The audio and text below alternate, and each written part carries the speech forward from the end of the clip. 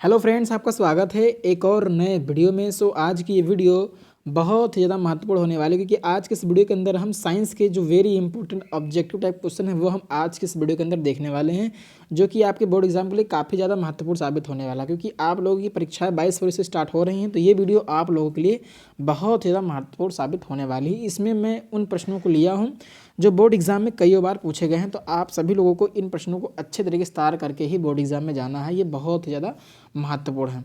तो जैसा कि आपको पता होगा कि कुल 20 नंबर का ऑब्जेक्टिव टाइप प्रश्न आता है, तो कुछ जो वेरी वेरी इंपॉर्टेंट क्वेश्चन है वो मैं इस वीडियो में लेकर आया हूँ, तो आपको उनको नोट डाउन कर लेना है।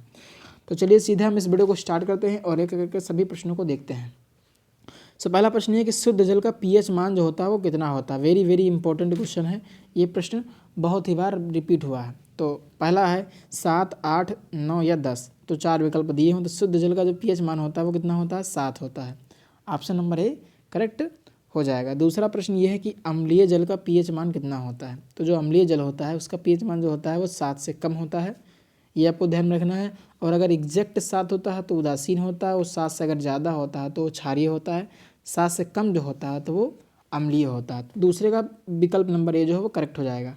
तीसरा प्रश्न ये है कि जल को जीवाणु रहित बनाने के लिए किसका प्रयोग किया जाता है। इंपॉर्टेंट क्वेश्चन है। विकल्प है पहला धावन सोडा, दूसरा बेकिंग सोडा, तीसरा व्यंजक चूर्ण, चौथा फिटकरी। तो फिटकरी का जो है वो इस्तेमाल किया जाता है किसके लिए, जल को जीवाणु रहित बनाने के लिए। इसका फार्मूला भी आप लोगों को आना चाहिए। ऑप्शन नंबर डी जो है इसको बिल्कुल करेक्ट हो जाएगा। चौथा क्वेश्चन है कि व्यंजक चूर्ण का रासायनिक सूत्र जो है वो क्या होता है। पहला विकल्प है CaOCl2, दूसरा है NaCl, तीसरा है AgCl और चौथा है KCl। तो पहला वाला विकल्प करेक्ट हो जाएगा CaOCl2। एक इसका सूत्र होता है, व्यंजक चूर्ण का जो है वो सूत्र होता है। और फिर अगला प्रश्न है कि कौन सी जो धातु है वो साधारण ताप पर जल से अभिक्रिया करती है। कौन सी धातु है, ये वेरी इंपॉर्टेंट क्वेश्चन है। तो वो धातु कौन सी है, सोडियम है। इसका ऑप्शन नंबर डी करेक्ट हो जाएगा, सोडियम। और फिर ये कुछ महत्वपूर्ण सूत्र आपको देख लेना, जैसे कि व्यंजक चूर्ण है, इसका जो फार्मूला होता है वो होता है CaOCl2। और फिर बेकिंग सोडा है, इसका सूत्र होता है NaHCO3। और फिर धावन सोडा है, इसका सूत्र जो होता है वो Na2CO3.10H2 होता है। और जो बुझा हुआ चूना होता है उसका सूत्र होता है CaOH का होल ट्वाइस, इसको आपको याद में रखना है। और जो बिना बुझा हुआ चूना उसका होता है CaO। और जो लेड सल्फेट है, ये सारा सूत्र आपको याद रखना है। प्लास्टर ऑफ पेरिस और जिप्सम, प्लास्टर ऑफ पेरिस क्या, CaSO4.12H2 और जिप्सम का है CaSO4.2H2। तो इन सब सूत्रों को आपको जो है वो याद रखना है, वेरी वेरी इंपॉर्टेंट है, स्क्रीनशॉट ले लेना है। अगला प्रश्न ये है कि कौन सा जो अम्ल है इसमें वो दुर्बल है, नहीं दुर्बल अम्ल है, तो HCN। बाकी ये दोनों जो हैं वो प्रबल अम्ल की श्रेणी में आते हैं, तो इसको याद रखना है। आठवां प्रश्न ये है कि कौन सी धातु अम्ल से हाइड्रोजन विस्थापित नहीं कर सकती है। तो इसका सही विकल्प हो जाएगा ऑप्शन नंबर डी, कॉपर।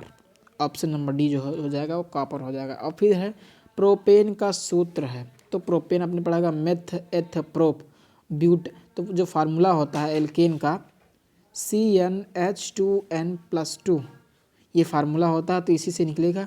तो यहाँ पे जो प्रोपेन बोला तो कार्बन की वैल्यू 3 हो जाएगी, तो इसमें रख के निकालेंगे तो क्या आ जाएगा C3H8। ये क्या होता है, प्रोपेन का सूत्र होता है। ये आपको ध्यान में रखना। और फिर जो मार्स गैस है वो होता है, मुख्यतः होना चाहिए, क्या होता है मार्स गैस। तो जो मार्स गैस होता है वो किसको कहते हैं, मेथेन को ही मार्स गैस कहा जाता है। तो इसका ऑप्शन नंबर बी जो है वो करेक्ट हो जाएगा। तो मार्स गैस कौन होता है, तो इसमें ये आपको बताना है, तो ये मेथेन को ही कहा जाता है। तो विकल्प नंबर बी वाला करेक्ट हो जाएगा। फिर है एथिल अल्कोहल का जो IUPAC नाम है वो क्या होता है। तो एथिल अल्कोहल का जो IUPAC नाम होता है वो एथेनॉल होता है। विकल्प नंबर पहला जो है वो करेक्ट हो जाएगा, एथेनॉल। और जो इसका सूत्र होता है C2H5OH होता है। क्या होता है, C2H5OH होता है एथिल अल्कोहल का, ठीक, C2H5OH ये एथिल अल्कोहल का सूत्र होता है। इसको भी ध्यान में रखना है। और फिर ये एसीटल्डिहाइड जो होता है उसका IUPAC नाम क्या होता है, एथेनॉल, मेथेनॉल, प्रोपेनॉल या एथेनल। तो डी वाला विकल्प सही हो जाएगा, एथेनल। आपको एथेनॉल नहीं लगाना है, ध्यान में रखना है, एथेनल। तो इसका डी वाला विकल्प जो है वो करेक्ट हो जाएगा। और फिर ये इंपॉर्टेंट क्वेश्चन है कि संतृप्त हाइड्रोकार्बन में नहीं है, कौन नहीं है। एकल आबंध, चतुष्फलकीय संरचना या CC आबंध, कुल 109 डिग्री 28 मिनट या सी डबल बॉन्ड सी। तो ये जो है वो संतृप्त हाइड्रोकार्बन की श्रेणी कौन जो है संतृप्त हाइड्रोकार्बन नहीं होता है। तो कार्बन कार्बन परमाणुओं के बीच डबल बॉन्ड नहीं पाया जाता है। जो संतृप्त हाइड्रोकार्बन होता है उसमें कार्बन कार्बन परमाणुओं के बीच सिंगल बॉन्ड पाया जाता है। संरचना चतुष्फलकीय होती है और जो कुल आबंध है वो कितना होता है 109 डिग्री 28 मिनट का होता है। तो ये इसमें जो है डबल बॉन्ड नहीं पाया था। तो यही पूछ रहा है कि कौन जो है संतृप्त हाइड्रोकार्बन में नहीं है। तो डी वाला विकल्प करेक्ट हो जाएगा। कौन सी जो धातु है कमरे के ताप पर द्रव अवस्था में पाई जाती है, पारा। और अगर पूछे कौन सी अधातु जो है वो गर्म जो मतलब कमरे के ताप पर द्रव अवस्था में पाई जाती है, तो वो ब्रोमीन है। और धातु की बात करें तो क्या है, वो पारा है। तो ये प्रश्न है कि कौन सी जो धातु कमरे के ताप पर द्रव अवस्था में पाई जाती है, तो पारा। और अगर ये प्रश्न आ जाए कि कौन सी अधातु कमरे के ताप पर द्रव अवस्था में पाई जाती है, तो वो ब्रोमीन। तो अधातु होगा तो ब्रोमीन लगाएंगे, धातु होगा तो पारा लगाएंगे। इसको ध्यान में रखना है। फिर यह है कि लोहे पर जंग लगना किस प्रकार की क्रिया है, अपचयन, आक्सीकरण या उदासीनीकरण। तो 15वां जो क्वेश्चन है तो इसका बी वाला ऑप्शन करेक्ट हो जाएगा। ऑक्सीकरण की जो है प्रक्रिया है क्या, लोहे पर जंग लगना।